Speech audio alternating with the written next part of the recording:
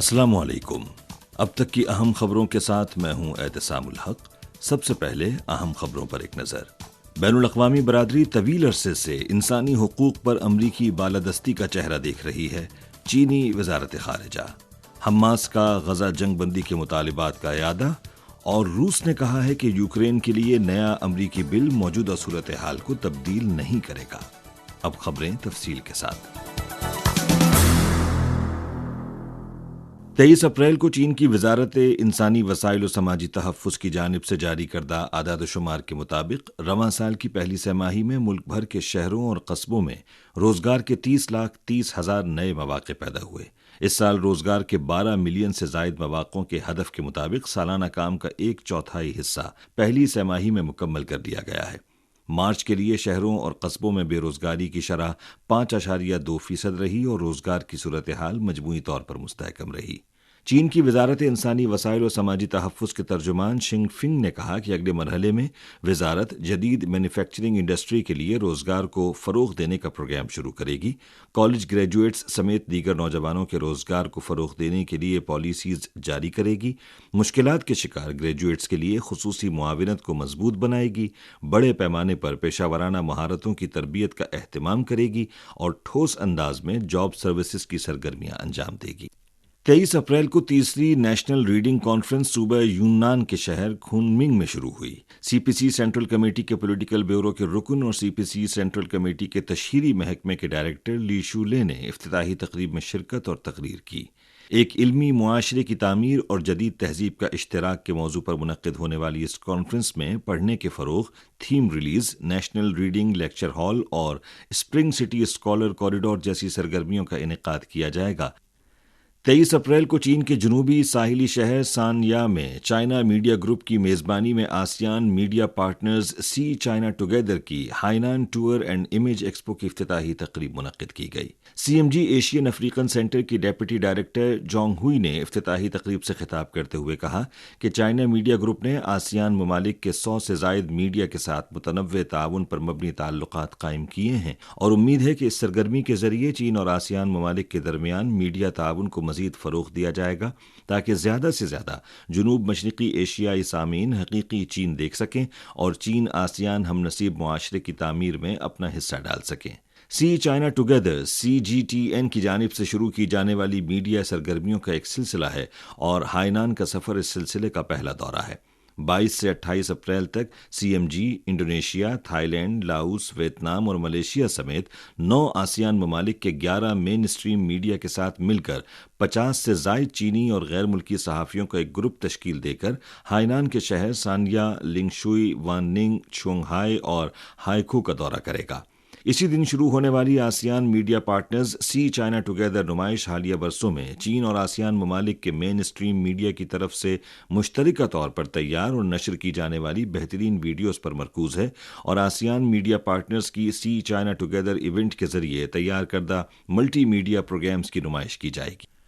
23 April کو وزارت خارجہ کے ترجمان وانگ ونبین نے یومیہ پریس کانفرنس میں ایک صحافی کے 22 اپریل کو امریکی اسٹیٹ ڈپارٹمنٹ کے جاری کردہ 2023 کی country reports on human rights practices per reports کے بارے میں سوال کا جواب دیتے ہوئے کہا کہ امریکہ کی جانب سے سال بسال تیار کردہ نام نہاد انسانی حقوق کی رپورٹ اور چین سے متعلق مواد سیاسی جھوٹ اور نظریاتی تعصب سے بھرا ہوا ہے، جس کی چین سخت مذمت اور مخالفت کرتا ہے۔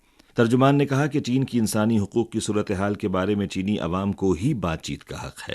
انہوں نے کہا کہ چین نے غربت کے مسئلے کو حل کیا ہے، ہمگیر عوامی طرز جمہوریت کو فروغ دیا ہے، دنیا کے سب سے بڑے تعلیمی، سماجی تحفظ اور طبی نظام قائم کیے ہیں، لوگوں کے فائدے، خوشحالی اور سلامتی کے احساس کو مسلسل مضبوط کیا ہے اور ملک انسانی حقوق کی ترقی کی راہ پر گامزن ہے جو وقت کے رجحان اور ہمارے قومی حالات کے مطابق ہے۔ انہوں نے مزید کہا کہ ہارورڈ یونیورسٹی کی جانب سے مسلسل 10 سال سے زائد عرصے سے کرائے گئے ایک سروے کے مطابق 90% سے زائد چینی عوام چینی حکومت سے مطمئن ہیں۔ ترجمان نے کہا کہ دوسری جانب امریکہ کی نام نہاد انسانی حقوق کی رپورٹ میں دنیا بھر کے تقریباً 200 ممالک اور خطوں میں انسانی حقوق کی صورتحال کے بارے میں غیر ذمہ دارانہ تبصرے کیے گئے ہیں، لیکن اپنے بارے میں کوئی بات نہیں کی گئی ہے، جس سے ایک بار پھر امریکی بالادستی، غنڈہ گردی اور خود غرضی بے نقاب ہوئی ہے۔ انہوں نے کہا کہ اگر امریکہ واقعی انسانی حقوق کی پرواہ کرتا ہے تو اسے امریکہ میں گن وائلنس، منشیات کے پھیلاؤ، نسلی امتیاز اور انسانی حقوق اور وقار کو پامال کرنے کے مسائل کا سد باب اور انہیں حل کرنا چاہیے۔ وانگ ونبین نے کہا کہ امریکہ کو چاہیے کہ بیرونی ممالک میں اپنی مداخلت اور تنازعات والے علاقوں میں تنازعات کو مزید بڑھاوا دینے کے لیے ہتھیاروں اور ایندھن کی فراہمی کی وجہ سے انسانی حقوق کی تباہ کاریوں کا سامنا اور اس پر غور کرے۔ انہوں نے کہا کہ امریکہ نے غزہ میں بے شمار شہریوں کی ہلاکتوں اور ان کے زخمی ہونے کو نظر انداز کرتے ہوئے غزہ میں فوری جنگ بندی کو فروغ دینے کے لیے اقوام متحدہ کی سلامتی کونسل کی مسلسل 4 کوششوں کو ویٹو کیا ہے، جو اس بات کا ثبوت ہے کہ امریکہ نے انسانی حقوق کو نظر انداز اور پامال کیا ہے۔ بین الاقوامی برادری طویل عرصے سے انسانی حقوق پر امریکی بالادستی کا چہرہ دیکھ رہی ہے۔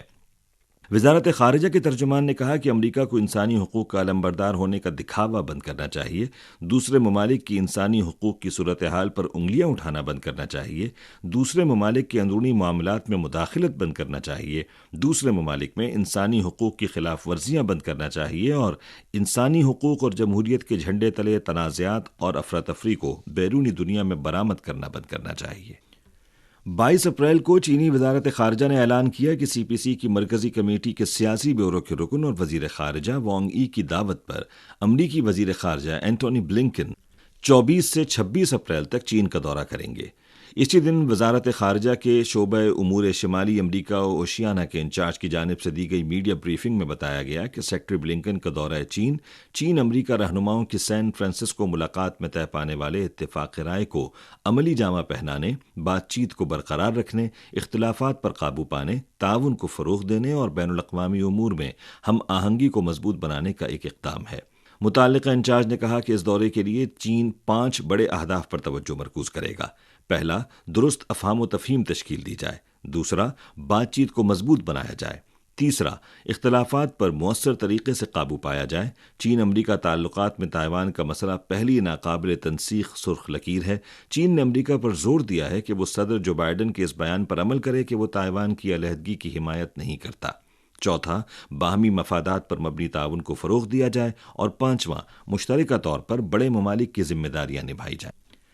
22 اپریل کی رات کو فلسطین کی اسلامی مزاحمتی تحریک حماس نے ایک بیان جاری کرتے ہوئے کہا کہ غزہ کی پٹی میں جنگ بندی کے معاہدے پر ہونے والے مذاکرات میں حماس کی جانب سے مطالبات میں کوئی تبدیلی نہیں آئی ہے۔ حماس نے ایک بار پھر امریکہ کی جانب سے حماس معاہدہ طے ہونے میں رکاوٹ ڈالتا ہے اور حماس نے اپنے مقاصد کا رخ موڑ لیا ہے، نیز مذاکرات کے مطالبات تبدیل کر دیے ہیں جیسے الزامات کی مذمت کی ہے۔ بیان میں اس بات کا اعادہ کیا گیا کہ حماس کے مطالبات غزہ کی پٹی میں مستقل جنگ بندی کی تکمیل، اسرائیلی فوجیوں کا انخلاء، تمام علاقوں میں پناہ گزینوں کی واپسی، امدادی کوششوں میں تیزی اور تعمیروں کے عمل کو شروع کرنا ہے۔ اپنے بیان میں حماس نے اسرائیل پر معاہدے میں رکاوٹ ڈالنے کا الزام عائد کیا اور کہا کہ حماس کے خلاف امریکہ کے جھوٹے الزامات فلسطینی عوام کے خلاف اس کے معاندانہ رویے کا تسلسل ہیں۔ 22 اپریل کو روسی صدر کے پریس سیکرٹری دمتری پیسکوف نے کہا کہ یوکرین کے لیے نئے امریکی امدادی منصوبے سے میدان جنگ کی بنیادی صورتحال تبدیل نہیں ہوگی۔ پیسکوف نے نشاندہی کی کہ امریکہ کی جانب سے فنڈز کی فراہمی اور اس رقم سے حاصل کردہ ہتھیاروں سے صورتحال میں کوئی تبدیلی نہیں آئے گی، بلکہ یہ صرف مزید یوکرینیوں کی ہلاکتوں کا باعث بنے گی اور یوکرین کو بھاری نقصان اٹھانا پڑے گا۔ ان کا کہنا تھا کہ اس رقم کا بڑا حصہ کسی نہ کسی طرح امریکی سرزمین پر ہی رہے گا اور امریکہ یوکرین کی مدد کر کے مزید امیر ہو جائے گا، زیادہ منافع کمائے گا اور بنیادی طور پر کچھ بھی تبدیل نہیں ہوگا۔ 22 اپریل کو پولینڈ کے وزیر خارجہ سیکورسکی نے لگزمبرگ میں یورپی یونین کے وزرائے خارجہ کے اجلاس میں شرکت کی اور اجلاس سے خطاب کرتے ہوئے انہوں نے کہا کہ پولینڈ میں جوہری ہتھیاروں کی تعیناتی ایک انتہائی سنجیدہ معاملہ ہے۔ پولینڈ کے آئین کے مطابق وزارتی کانفرنس میں اس پر بحث کرنے کی ضرورت ہے۔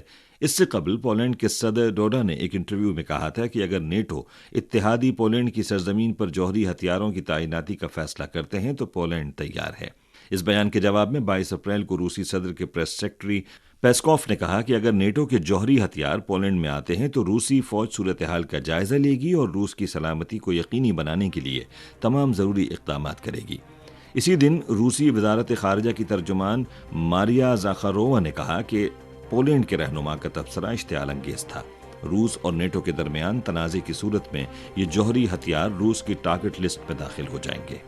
اسی کے ساتھ خبریں ختم ہوئی۔ مزید خبروں، تجزیوں اور تبصروں کے لیے وزٹ کیجیے ہماری ویب سائٹ urdu.cri.cn۔